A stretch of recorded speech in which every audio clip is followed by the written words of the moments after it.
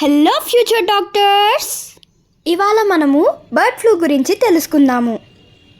Bird flu అని మనం కామన్గా పిలుస్తాం, కానీ యాక్చువల్ టర్మ్ అయితే ఏవియన్ ఫ్లూ అంటారు. ఇది ఇన్ఫ్లుయెన్జా వైరస్కి సంబంధించింది.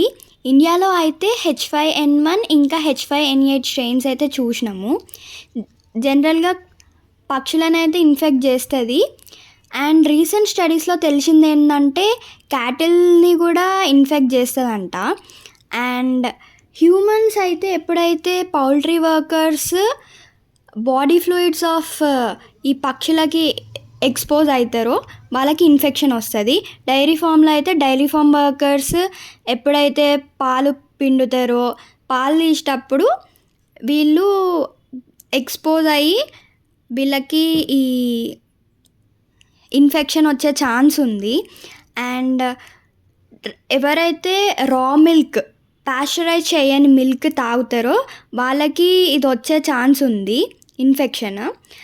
అండ్ మంచిగా కుక్ చేయని మీట్ ఎగ్స్ తింటే వస్తుంది.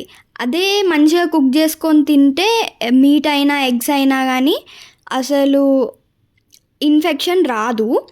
అండ్ పాస్చరైజ్ మిల్క్ తాగిన వాళ్ళకు కూడా మంచిగా బాయిల్ చేసుకొని పాస్చరైజ్ చేసిన మిల్క్ తాగిన వాళ్ళకి కూడా రాదు. సిమ్టమ్స్కి వచ్చినట్టయితే షార్ట్నెస్ ఆఫ్ బ్రీత్, ఊపిరి సరిగ్గా తీసుకోలేకపోవడం, కంజంక్టివైటిస్, కళ్ళు వచ్చినాయి అంటారు కదా అది.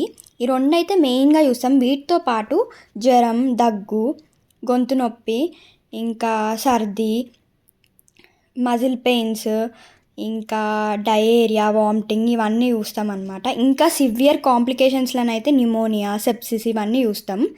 అండ్ ట్రీట్మెంట్కి వచ్చేసినట్టయితే యాంటీవైరల్స్ యూజ్ చేస్తారు. టామివిర్, టామిఫ్లూ, పెరామివిర్ ఇవి most common. Prevention is better than cure అంటారు కదా.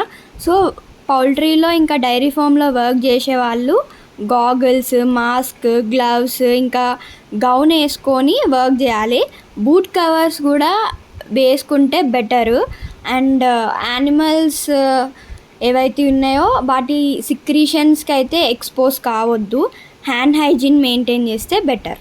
Thank you guys, like, share and subscribe.